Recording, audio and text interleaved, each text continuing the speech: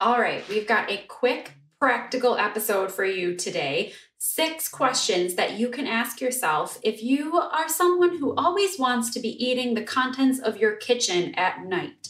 And you know who you are. I am who you are. Well, I should say I used to be. I used to get to like after dinner time, maybe 7:30, 8:30, and start to think about a snack. It's like the Netflix time of day. So I used to get to Netflix time of day and be like, I should get a snack. Maybe something sweet. Maybe something salty. Maybe something sweet again. Oh my gosh, why am I still hungry? And suddenly I'm like ravaging through the cupboards and the refrigerator and the freezer, looking for something to feel satisfying, looking for the next thing or the next snack. I cannot be alone in feeling this way. I actually know that I'm not because I hear it from girls all the time, clients and friends and etc. So we're going to go through 6 questions that you could ask yourself, maybe even get out a journal and jot down your answers. 6 questions you could ask yourself if you feel like this sounds familiar. And then I've got another kind of special little offer for you that's connected to this at the end.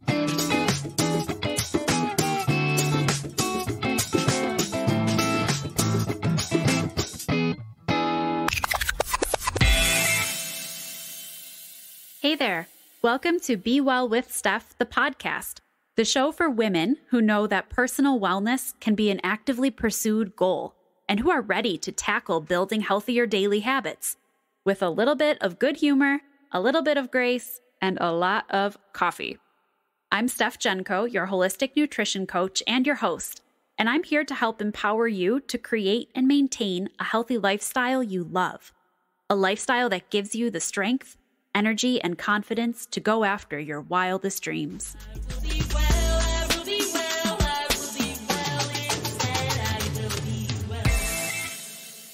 Question number 1, what do I eat all day? And along with that, do I eat enough throughout the day? Do I eat food early in the day? Is the food that I eat satisfying? Do I include protein and healthy fats and fiber? If you are getting to the end of the day and you are starving, there's a great possibility that you simply didn't eat enough or enough nutrients throughout your day, and it's catching up with you. Your body's been using calories, been using energy all day long to do all of the very important stuff that you do. And by afternoon, evening, it's saying, hello, I need more fuel. I need more energy. You didn't give me enough today, and I've been trying to do all of these amazing things for you. Please feed me. That's completely possible.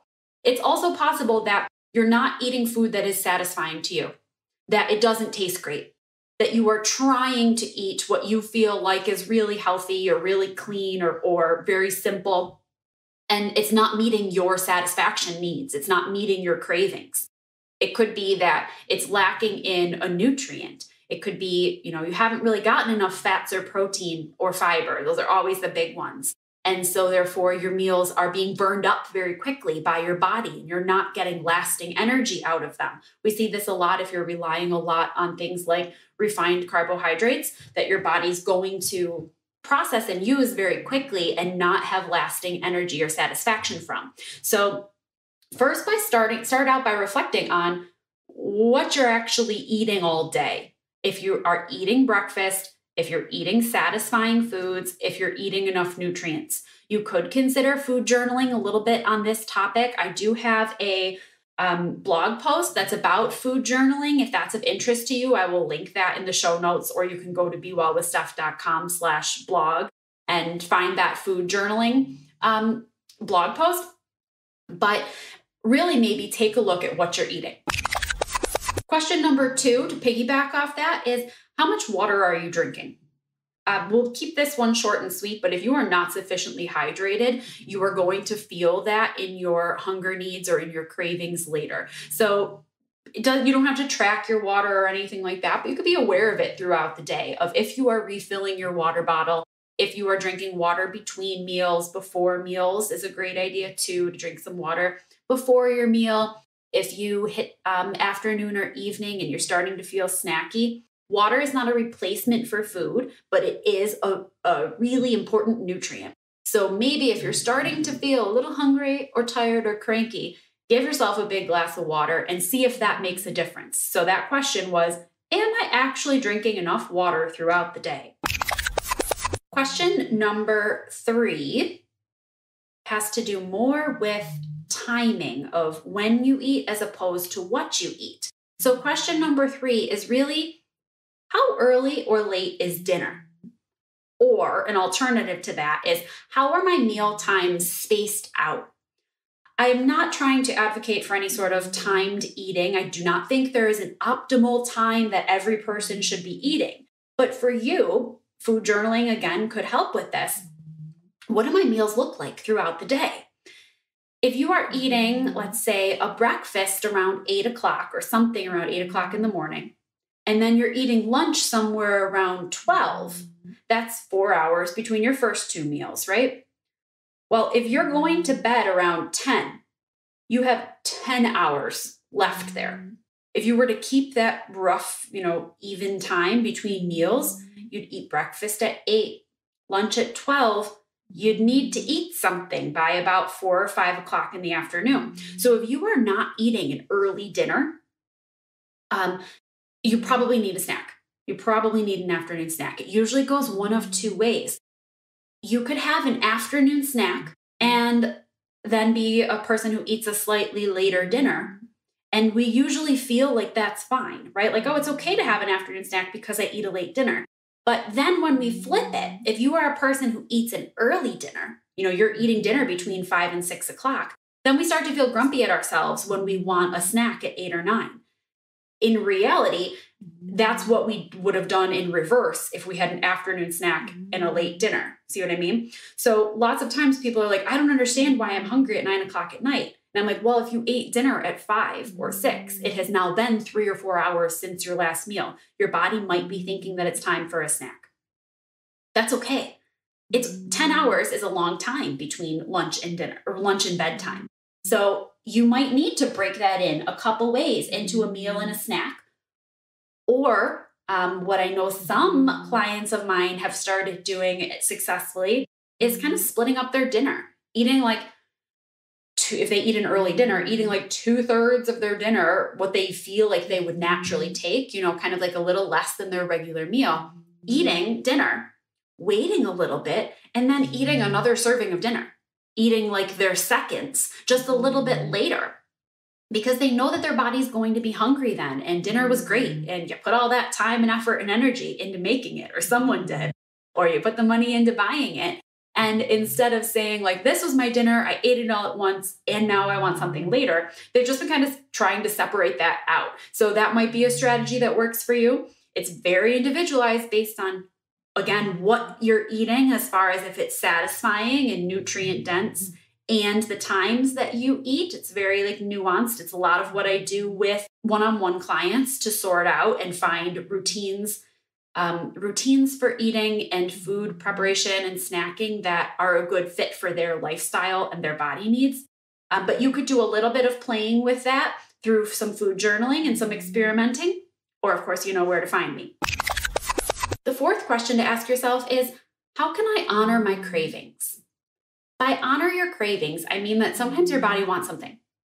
Sometimes it's okay to say, I want chocolate and I'm going to eat chocolate and enjoy it, and that's that.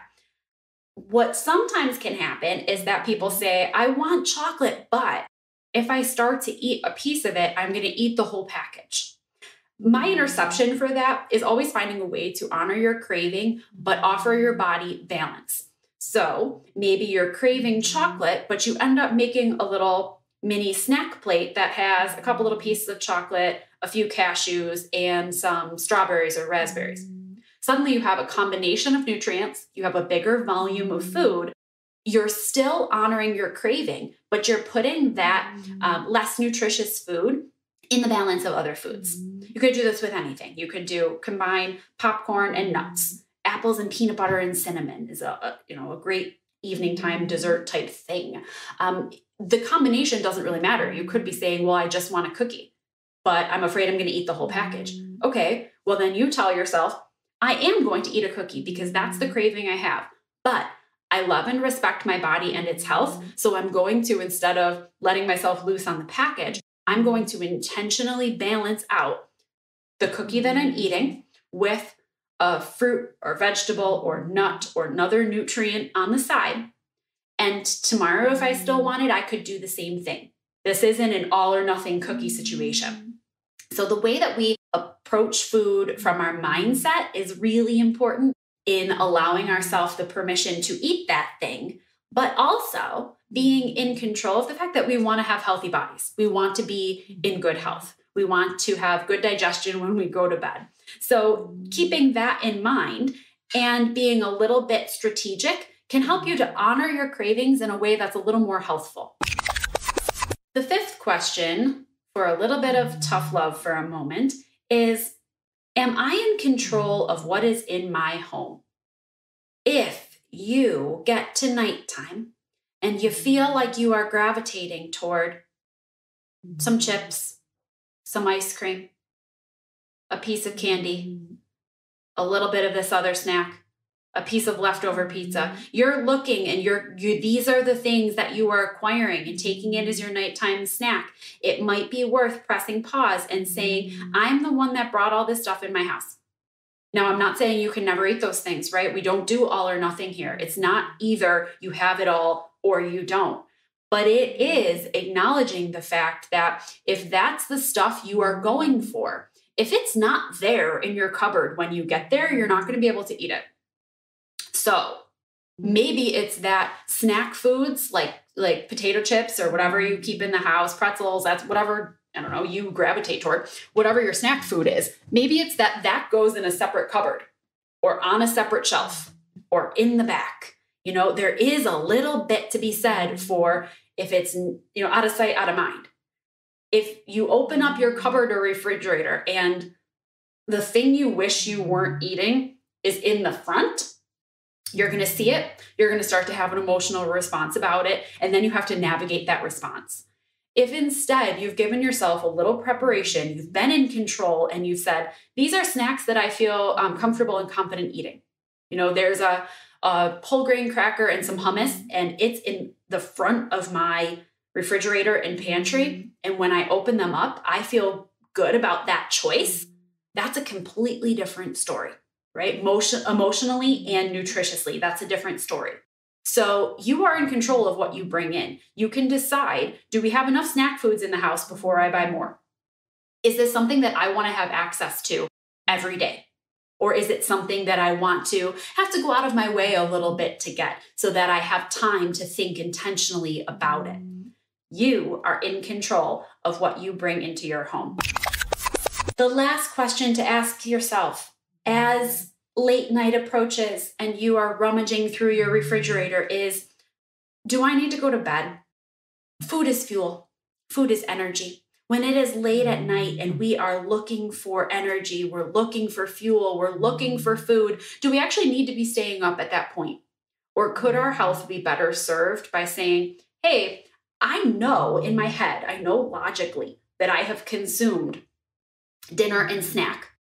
I should be satisfied right now, right? Like I ate food. I'm not denying myself food. If I ate food and I'm still looking for more food, am I truthfully hungry or am I tired? Am I looking to go to bed? And there are lots of people that don't like this advice because they feel like it's shutting down body signal.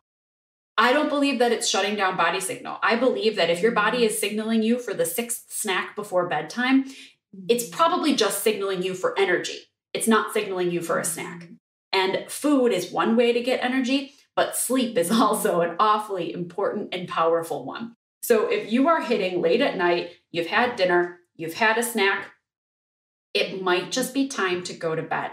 And that is worth a moment of asking yourself that question and reflecting on kind of your overall eating patterns. Everything's connected, your overall eating patterns, your overall sleep patterns, and is my body getting the rest that it needs to function appropriately and to make the choices that I want to be making? If you were multitasking or doing something else, you can listen in right now because I'm going to give you a rundown of the 6 questions you can ask yourself again. Number 1, what do I eat all day? Is it enough and is it satisfying? Number 2, how much water do I drink all day? Number 3, what is the timing of my eating like, and do I need to adjust my afternoon and evening eating schedule? Number 4, how can I honor my cravings while also nourishing my body? Number 5, am I in control of what I bring into my house and the choices I make? Number 6, do I just need to go to bed? If you are looking for a little bit more support in the area of combating cravings, dealing with them proactively, managing them when they come up, and kind of shifting your mindset around how you navigate fun or treat foods, I have an offer for you. I have a workshop I did live, and I have a recording of it that is accessible to you that you can watch and save anytime. It has slides, it has me talking and chatting with you, and it's only $7. So if you go to bewellwithsteph.com/workshops, you'll find access to a handful of recordings like that are topic specific for what you're looking for and walk you through kind of the basics of tackling that topic. And then you can keep it. You can watch it and refer back to it. You have access to the slides and access to the audio visual of me giving the presentation. And the Combating Cravings workshop, again, goes through how to proactively reduce your cravings, some of the strategies and questions that we talked about today, but also ways that you can manage cravings when they come up, because they're always going to. And then a whole section on your mindset surrounding food, fun foods, and craving foods, and how maybe some shifts like that can help you to manage your cravings better. So again, you can find that workshop and others just like it at bewellwithsteph.com/workshops.